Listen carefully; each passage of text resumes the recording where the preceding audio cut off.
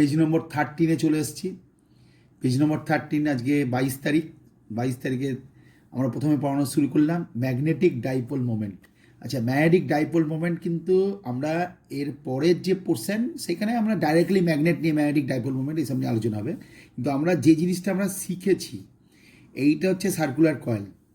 এই circular coil থেকে x distance দূরে যদি কোনো একটা পয়েন্ট নেওয়া হয়, ও থেকে পি এক্স ডিস্টেন্স দূরে যদি একটা পয়েন্ট নেওয়া হয়, আর সার্কুলার কয়েলের মধ্যে যদি এইভাবে কারেন্ট যায়, তাহলে এইখানকার ম্যাগনেটিক ফিল্ড কত হয়? বি। এই বি সমান কী লেখা হয় সেটা নিশ্চয়ই জানা আছে, যে μ0/4π, তারপর হয় 2π a নাই আর স্কোয়ার ডিভাইড বাই কী লিখতে হবে? R square plus x square to the power 3/2। তার মানে অ্যাক্সিসের ওপর কোনো একটা পয়েন্টে ম্যাগনেটিক ফিল্ড কেমন হয় সেটা আমরা এই জিনিস কিন্তু আমরা করেছি আগে। এই ফর্মুলাটা আমরা লিখে দিলাম। এর মানে নাম্বার অফ টার্নস, আই মানে এর মধ্যে দিয়ে কত কারেন্ট যাচ্ছে। আর মানে হচ্ছে রেডিয়াস, এই যে কয়েলটার রেডিয়াস হচ্ছে আর। এইবার আমরা যদি বলি কয়েলটা খুব ছোট, কয়েলটা খুবই ছোট, তাহলে রেডিয়াসটাও খুব ছোট হবে। তার মানে আমি বলতে চাইছি কয়েল যদি for a small coil R much less than x হয়ে যাবে, মানে এক্সটা অনেক বড় দেখাবে, আরটা অনেক ছোট হয়ে যাবে। এবার সেই অনুযায়ী আমি এখন কী লিখছি? μ0/4π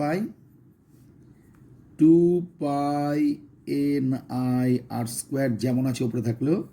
তাহলে কোনটা বড় হবে? এক্সটা, তাহলে ওটাই পারসিস্ট করবে। পাওয়ারে দিয়ে দিল 3/2। তাহলে ব্যাপারটা কি দাঁড়াচ্ছে?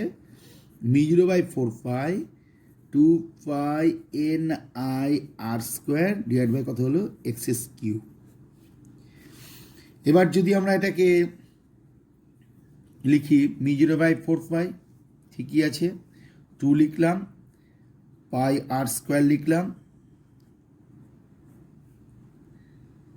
তাহলে এন লিখলাম, আই লিখলাম, আর কিছুই না, এক্স কিউব করলাম। এবার আমরা ইলেকট্রিক ডাইপোলের কথা চিন্তা করি। ইলেকট্রিক ডাইপোলে কি হয়? ইলেকট্রিক ডাইপোলের অ্যাক্সিয়াল কোনো একটা পয়েন্টে সেইখানে ইলেকট্রিক ফিল্ডটা কী হয়? ইজ ইকুয়াল টু কী লেখা হয়? 1/4π ε0, আর এখানে থাকে 2p/x3। তাহলে এইটা ইকুয়েশন নাম্বার যদি 1 বলি, আর স্ট্যাটিস্টিসিটি পড়তে গিয়ে আমরা এই ইকুয়েশনটা লিখেছি, তাহলে তার সঙ্গে যদি আমরা ব্যাপারটাকে মিলিয়ে দিই, তাহলে আমরা কী দিচ্ছি? এখানে 2 ফ্যাক্টরটা আছে, নিশ্চয়ই হয়ে যাচ্ছে 2 ফ্যাক্টরটা, এখানে x³ আছে, এখানে x³ আছে। তাহলে কম্পেয়ারিং 1 and 2 আমরা কি লিখতে পারি? p is equal to pi r square n i. তার মানে ঘুরিয়ে লিখতে পারি এন আই ক্যাপিটাল এ। তাহলে এ মানে কি? এ মানে ওই যে সার্কুলার কয়েলটা আছে তার এরিয়া। তার মানে এই পিটাকে যেমন বলা হচ্ছিল ইলেকট্রিক ডাইপোল, সেরকম পাই আর স্কোয়ার এন আইকে বলা হবে ম্যাগনেটিক ইলেকট্রিক ডাইপোল মোমেন্ট। এটা হচ্ছে ম্যাগনেটিক ডাইপোল মোমেন্ট। তাই আমরা এখানে পি লিখলাম বটে, পিটাকে আমরা কেটে দিচ্ছি, দেখে লেখা হবে ক্যাপিটাল এম। তাহলে এম হচ্ছে ম্যাগনেটিক ডাইপোল মোমেন্ট আর পি হচ্ছে ইলেকট্রিক ডাইপোল মোমেন্ট। তাহলে এম ইজ ইকুয়াল টু, তাহলে আমাদের কী দাঁড়াচ্ছে? N I A. তার মানে বোঝা গেল কোনো একটা ছোট কয়েলকে যদি আমরা এর মধ্যে দিয়ে কারেন্ট পাঠাই, তাহলে ছোট কয়েলের একটা সারফেসে হবে নর্থ পোল আর একটা সারফেসে হবে সাউথ পোল। আমরা সবাই জানি যে যদি অ্যান্টি ক্লকওয়াইজ সেন্সে কারেন্ট যায় কোনো একটা কয়েলের মধ্যে দিয়ে, তাহলে ওখানে কী তৈরি পোল তৈরি হবে? North pole. এটা ক্লাস 10-এ পড়ে ফেলেছো তোমরা। এটা এস, তাহলে এটা কী হবে? এটা সাউথ পোল। তাহলে অ্যান্টি ক্লকওয়াইজ সেন্সে কারেন্ট গেলে নর্থ পোল, আর ক্লকওয়াইজ সেন্সে কারেন্ট গেলে সাউথ পোল। তাহলে এই ছোট্ট একটা আমাদের কয়েল, এই কয়েলের একটা সারফেস যদি নর্থ হয়, তাহলে আর একটা সারফেস হয়ে যাবে সাউথ। যেমন একটা ইলেকট্রিক ডাইপোলের ক্ষেত্রে এইখানে যদি প্লাস কিউ থাকে, তাহলে এখানে হবে মাইনাস কিউ। এর মাঝের ডিস্টেন্সটা কত হবে? 12 হবে। সেই অনুযায়ী আমাদের জানা আছে কিউ ইন্টু 12। ঠিক সেরকমভাবে একটা ম্যাগনেটিক ডাইপোলের কথা যদি চিন্তা করি, তাহলে এইটা হবে নর্থ পোল, এইটা হবে সাউথ পোল। আমরা জানি নর্থ পোল আর সাউথ পোলের পোল স্ট্রেংথ 1 হয়, তাহলে সেই অনুযায়ী ম্যাগনেটিক ডাইপোল মোমেন্টটা কত হবে? M into 12। কিন্তু এটা সত্যি সত্যি ডাইপোলের জন্য, সত্যি সত্যি শব্দটা কেন বলছি, মানে এটা ডাইপোলের জন্য, কিন্তু অ্যাকচুয়ালি এটা তো ডাইপোল না। খেয়াল রাখতে পারে ছোট্ট কয়েল, কিন্তু মনে রাখতে হবে ছোট্ট কয়েলের মধ্যে দিয়ে এরিয়া যদি এ হয়, আর ছোট্ট কয়েলের নাম্বার অফ টার্নস যদি এন হয়, তাহলে এর মধ্যে দিয়ে যদি আই কারেন্ট যায়, তাহলে ছোট্ট কয়েলটাকে equivalent to a magnetic dipole ভাবা যেতে পারে। এবং সেক্ষেত্রে ম্যাগনেটিক ডাইপোল মোমেন্টের কী হবে? এক্সপ্রেশনটা কী হবে? এনআইএ। তাহলে ইউনিটের কথা যদি চিন্তা করি, আয়ের ইউনিট হবে অ্যাম্পিয়ার, আর এর ইউনিট হবে এরিয়া মিটার স্কোয়ার। তাহলে ম্যাগনেটিক ডাইপোল মোমেন্টের ইউনিট কী হলো? Ampere metre square. এনটার কোনো ইউনিট হয় না, এটা নাম্বার অফ টার্মস হয়ে যাচ্ছে। আর আমরা যদি এই ফর্মুলাটা নিয়ে অ্যাপ্লাই করি, capital M is equal to small M into 12, তাহলে বোঝাই যাচ্ছে small M is equal to কী হবে? ওপরে ক্যাপিটাল এম ইন্টু 12। তাহলে ক্যাপিটাল এমের ইউনিটটা আমাদের জানা হয়ে গেছে কত? Ampere metre square. তাহলে নিচে 12 মানে মিটার হবে, তাহলে এটা হয়ে যাবে অ্যাম্পিয়ার মিটার। তার মানে ম্যাগনেটিক পোলের পোল স্ট্রেংথের ইউনিট হচ্ছে অ্যাম্পিয়ার মিটার, আর ম্যাগনেটিক ডাইপোল মোমেন্টের ইউনিট হবে অ্যাম্পিয়ার মিটার স্কোয়ার। তাহলে আবার বলা হচ্ছে, এই ফর্মুলাটা তোমরা নিশ্চয়ই জানো, অ্যাক্সিসের ওপর কোনো একটা পয়েন্টে ম্যাগনেটিক ফিল্ডের ফর্মুলাটা হয় এরকম। এখানে জাস্ট ধরা হয়েছে এখানকার মানে কয়েলটা খুবই ছোট, তার মানে আর মাছ লেস দ্যান এক্স। তাহলে সেই দিক দিয়ে চিন্তা করলে বি ইজ মিরো 4/2 এর r square x square to the power 3/2, তাহলে এক্সএস কিউব চলে আসবে। এটা 1 নম্বর ইকুয়েশন হলো। আর এই যে স্টার মার্ক দিচ্ছি, এটা হচ্ছে স্ট্যাটিক্যালিসিটি, তোমরা এই জায়গাটা পড়েছো। এখানে বলে দেওয়া হয়েছে যে একটা ইলেকট্রিক ডাইপোল আছে, ইলেকট্রিক ডাইপোলের মিড পয়েন্ট থেকে এক্স ডিস্টেন্স দূরে কোনো একটা পয়েন্টে, মানে অ্যাক্সিসের ওপর কোনো একটা পয়েন্টে ইলেকট্রিক ফিল্ড কত হবে? 1/4πε0 2b/s³। 1 নম্বর 2 নম্বর ইকুয়েশনটাকে কম্পেয়ার করলে এখানে দুই ফ্যাক্টরটা মিলে যাচ্ছে। এই পি যদি ইলেকট্রিক ডাইপোল মোমেন্ট হয়, তাহলে দেখো পি এর জায়গায় কি বসেছে? πr²ni। তাহলে এটা হয়ে যাবে magnetic dipole moment. Magnetic dipole মোমেন্টকে আমরা কি দিয়ে লিখছি? ক্যাপিটাল এম দিয়ে লিখছি, πr²ni, দ্যাট ইজ এনআইএ। তাহলে capital M is equal to NIA. সে অনুযায়ী ক্যাপিটাল এম কত বেরিয়ে গেল, স্মল এম কত বেরিয়ে গেল, এটা দেখিয়ে দেওয়া হলো। মনে রাখতে হবে এই ইলেকট্রিক ডাইপোলের মতন ম্যাগনেটিক ডাইপোলেরও একটা ব্যাপার থাকে। ইলেকট্রিক ডাইপোলের এই প্রান্তে প্লাস কিউ, এই প্রান্তে মাইনাস কিউ, সেই অর্থে ডাইপোল মোমেন্ট কিউ ইন্টু 12, আর এখানে পোল স্ট্রেংথ এম ইন্টু 12। তাহলে magnetic dipole moment page number 13-তে আমরা প্রথম আলোচনা করে ফেললাম। ম্যাগনেটিক ডাইপোল মোমেন্ট অ্যাকচুয়ালি কি না, ছোট্ট একটা কয়েলের একটা সারফেসে নর্থ পোল থাকবে আর একটা সারফেসে সাউথ পোল থাকবে, ওটাকে তখন কম্পেয়ার করা যাবে magnetic dipole moment, magnetic dipole হিসাবে, এবং করসপন্ডিং ডাইপোল মোমেন্টটা কত হবে? এনআইএ। 14-তে আমরা আলোচনা করব কি? আমরা অতি অবশ্যই আলোচনা করব এইটা যে লোরেঞ্জ ফোর্স। তাহলে লোরেঞ্জ ফোর্স ব্যাপারটা কীরকম মনে রাখতে হবে। আমরা এর আগে আমরা যখন ক্লাস নিয়েছি তাতে আমরা বলেছিলাম যে যদি কোনো একটা কিউ অ্যামাউন্টের চার্জ পার্টিকেল যদি কোনো ম্যাগনেটিক ফিল্ডের মধ্যে দিয়ে যায়, তাহলে সে কতটা পরিমাণ ফোর্স এক্সপিরিয়েন্স করে, কিউ ব্যাপারের মধ্যে ভি ক্রস বি। এসব ব্যাপারগুলো কী সেগুলো আমরা করে ফেলেছি, বোঝাই যাচ্ছে। তাহলে ভি আর ভি যে প্লেনে থাকে, এফ তার সঙ্গে পারপেন্ডিকুলারভাবে থাকবে। তার মানে ভি এর সঙ্গে এফ এর কী সম্পর্ক? পারপেন্ডিকুলার। অর্থাৎ যে বরাবর চার্জ পার্টিকেলটা আগাবে, ম্যাগনেটিক ফোর্সটা তার সঙ্গে পারপেন্ডিকুলারভাবে থাকবে। সেটা আমাদের আগে আলোচনা হয়ে গেছে। আবার এটাও আমরা স্ট্যাটিস্টিক্স পড়ার সময় আমরা পড়েছিলাম যে যদি কোনো একটা কিউ অ্যামাউন্টের চার্জ পার্টিকেল যদি কোনো একটা ইয়েতে মানে ইলেকট্রিক ফিল্ডে থাকে, তাহলে সে কতটা পরিমাণ ফোর্স এক্সপিরিয়েন্স করবে, সেটা হচ্ছে কিউই। ধরা যাক আমি এই ফোর্সটাকে F1 বললাম আর এই ফোর্সটাকে আমি F2 বললাম। তাহলে আমি বলতে চাইছি একটা charge particle, A charge particle passes through a region where a magnetic field B and electric field E will persist, মানে ওখানে আছে, থাকবে। তাহলে এখন যদি একটা চার্জ পার্টিকেল ইলেকট্রিক ফিল্ড বা ম্যাগনেটিক ফিল্ডের দুটোর মধ্যে দিয়ে চার্জ পার্টিকেল যদি পাস করে, অর্থাৎ এমন একটা জায়গা যেখানে ইলেকট্রিক ফিল্ডও আছে ম্যাগনেটিক ফিল্ডও আছে, তাহলে চার্জ পার্টিকেলটা একটা ফোর্স পাবে। সেই ফোর্সটা কত হবে? F1 is equal to q e. আর ম্যাগনেটিক ফিল্ডের জন্য কত ফোর্স হবে? F is equal to q v cross b. V মানে কি? যে চার্জ পার্টিকেলটার কথা বলছি তার ভেলোসিটি, এগুলো তোমরা জানো। এবং এই ফর্মুলা থেকে তুমি ইলেকট্রিক ফিল্ডের ফর্মুলা থেকে বুঝতেই পারছো, কিউ হচ্ছে স্কেলার কোয়ান্টিটি, তার মানে ই এর ডিরেকশন হবে F1 এর ডিরেকশন। মানে মনে রাখতে হবে ইলেকট্রিক ফিল্ডের ক্ষেত্রে চার্জ পার্টিকেল যে ফোর্সটা এক্সপিরিয়েন্স করবে সেটা ইলেকট্রিক ফিল্ড বরাবর, মানে অ্যালং দ্য ইলেকট্রিক ফিল্ড। আর ম্যাগনেটিক ফিল্ডের জন্য যেটা ফোর্স এক্সপিরিয়েন্স করবে সেটা হচ্ছে যে বরাবর চার্জ পার্টিকেলটা আগাবে, অর্থাৎ direction of the velocity v আর F2 এটা মিউচুয়ালি পারপেন্ডিকুলার, অর্থাৎ ভি এর সঙ্গে F2 পারপেন্ডিকুলার থাকবে।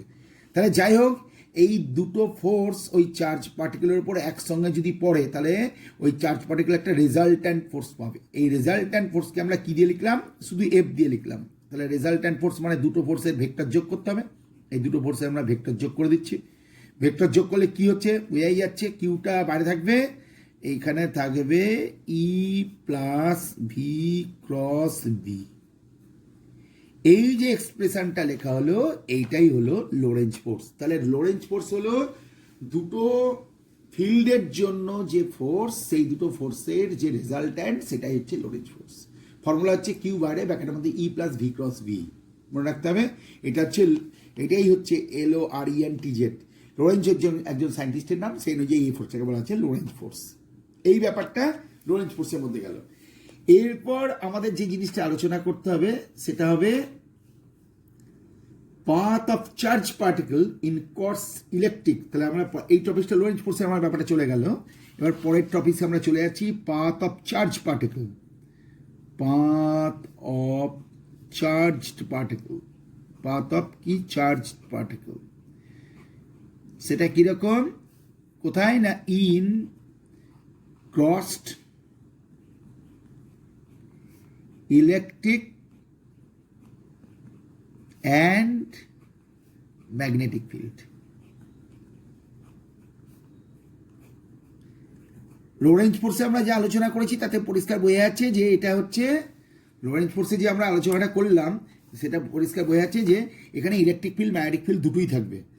এখানেও তাই একটা চার্জ পার্টিকেলের কথা আমরা কনসিডার করছি। কীরকমভাবে কনসিডার করছি, যে আমরা তিনটে আগে অ্যাক্সিস আঁকছি, এইভাবে অ্যাক্সিস আঁকতে আমরা সবাই জানি যে ছবি আঁকে তার দিকে এক্স অ্যাক্সিস, এটা হবে ওয়াই অ্যাক্সিস, আর যেটা এমনি করে দাঁড়িয়ে যাবে সেটা হচ্ছে সোজা কথায় জেড অ্যাক্সিস। এই বরাবর একটা ইলেকট্রিক ফিল্ড আছে, এই ইলেকট্রিক ফিল্ডটা কত, ক্যাপিটাল ই। আর ওয়াই অ্যাক্সিস বরাবর একটা ইলেকট্রিক ফিল্ড আছে, এটাকে কত বলা হচ্ছে বি। আর এই জেড অ্যাক্সিস বরাবর চার্জ পার্টিকেলটা ভি ভেলোসিটি নিয়ে আগাচ্ছে। তাহলে ছবিতে আমরা কি দেখতে পেলাম, এটা হচ্ছে ই, তারপর হচ্ছে বি, তারপর হচ্ছে ভি। ই অ্যাক্সিস, ই হচ্ছে ইলেকট্রিক ফিল্ড বুঝাই যাচ্ছে, বি হচ্ছে ম্যাগনেটিক ফিল্ড, আর জেড অ্যাক্সিস বরাবর ওই যে চার্জ পার্টিকেলটা আছে তার ভেলোসিটি কত বলে দেওয়া হচ্ছে ভি। তাহলে আমরা পরিষ্কার বুঝতে পারছি যে আমরা জানি, একটু আগে আমরা দেখে এলাম না যে এই যে ফর্মুলাটা আমরা লিখলাম, এখানে আমরা কি বলেছিলাম, কিউ হচ্ছে স্কেলার কোয়ান্টিটি, ই হচ্ছে ইলেকট্রিক ফিল্ড। তাহলে ইলেকট্রিক ফিল্ডের ডিরেকশনটাই হয়ে যাবে ইলেকট্রিক ফিল্ডের জন্য চার্জ পার্টিকেলটা যে ফোর্স এক্সপিরিয়েন্স করবে তার সঙ্গে এটা সমান হয়ে যাবে। দ্যাট ইজ এটা, তাহলে F1 এর ডিরেকশন আর ই এর ডিরেকশন একই হবে। তাহলে বোঝাই যাচ্ছে যদি এইরকমভাবে চার্জ পার্টিকেল যায় তাহলে ইলেকট্রিক ফিল্ড বরাবর একটা ফোর্স সে পাবে। কত ফোর্স পাবে, কিউ ইন্টু ই, এই ফোর্সটা পাবে। কোন বরাবর থাকবে, ইলেকট্রিক ফিল্ড বরাবর থাকবে। কিন্তু বি ম্যাগনেটিক ফিল্ড আছে, এর জন্য চার্জ পার্টিকেলটা কীরকম হবে, তাহলে এর জন্য আমরা করবো কি, আমরা ফ্লেমিংস লেফট হ্যান্ড রুল নিয়ে আমরা কথা বলবো। ফ্লেমিংস লেফট হ্যান্ড রুলের এই যে এই পোর্শনটা, এই পোর্শনটা কি হচ্ছে, এই এই এই এই এই যে আমাদের ফোর ফিঙ্গার এই বরাবর কি হচ্ছে, এটা হচ্ছে ম্যাগনেটিক ফিল্ড।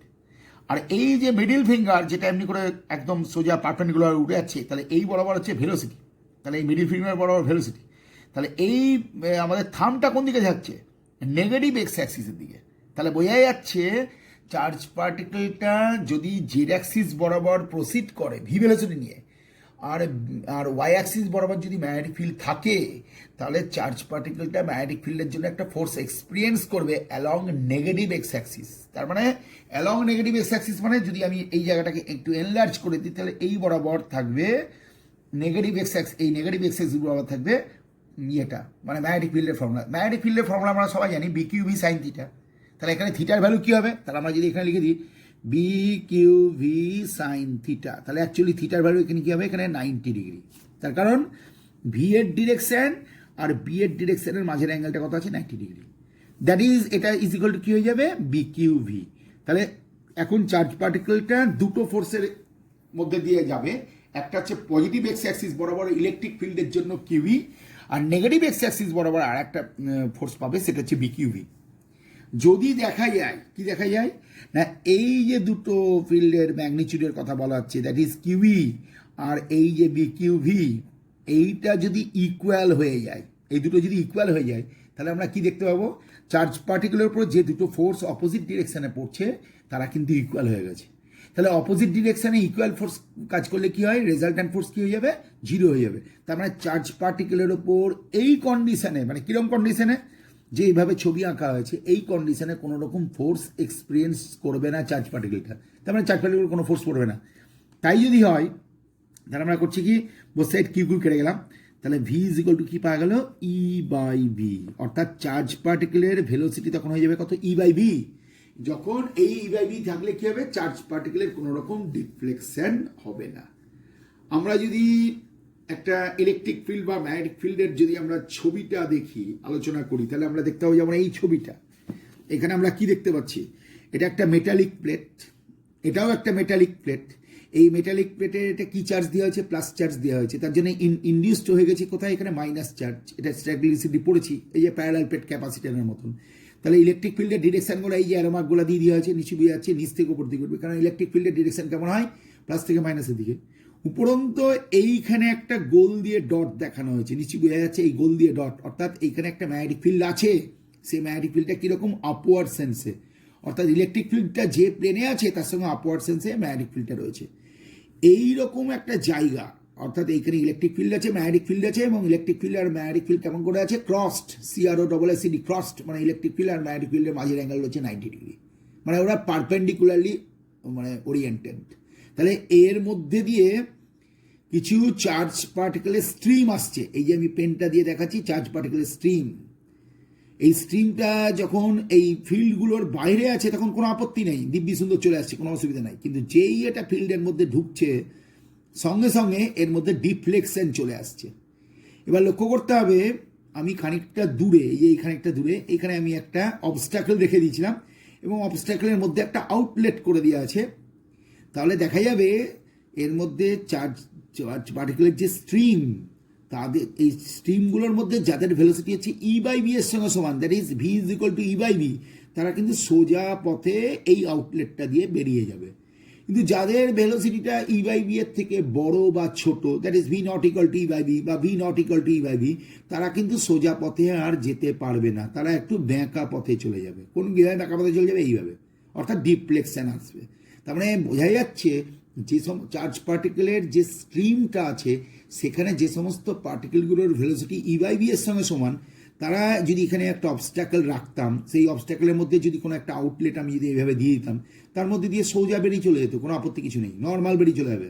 কিন্তু বাদ বাকিগুলো কিন্তু যাবে না, ডিফ্লেকশন হয়ে যাবে। কারণ আমি যদি এখানে অবস্ট্যাকলটা দিয়ে দিই, তাহলে এখানে গিয়ে ধাক্কা মারবে, এখানে গিয়ে ধাক্কা মারবে। কিন্তু এই অবস্ট্যাকলের গায়ে এখানে ছোট্ট একটা আউটলেট আছে, তাহলে আউটলেটের মধ্যে দিয়ে বেরিয়ে চলে যেতে পারে। কত ভেলোসিটি নিয়ে বেরোবে, E/v। এই ব্যবস্থাটাকে বলা হয় ভেলোসিটি ফিল্টার। মনে রাখতে হবে ভেলোসিটি ফিল্টার, এটা খুব ইম্পর্টেন্ট জায়গা। মনে রাখতে হবে ইলেকট্রিক ফিল্ডের ডিরেকশন এক্স অ্যাক্সিস বরাবর, ম্যাগনেটিক ফিল্ডের ডিরেকশন ওয়াই অ্যাক্সিস বরাবর, চার্জ পার্টিকেল যা যাচ্ছে জেড অ্যাক্সিস বরাবর। তার মানে ভি এর সঙ্গে ই এর কি সম্পর্ক, 90 ডিগ্রি, ভি এর সঙ্গে বি এর কি সম্পর্ক, 90 ডিগ্রি।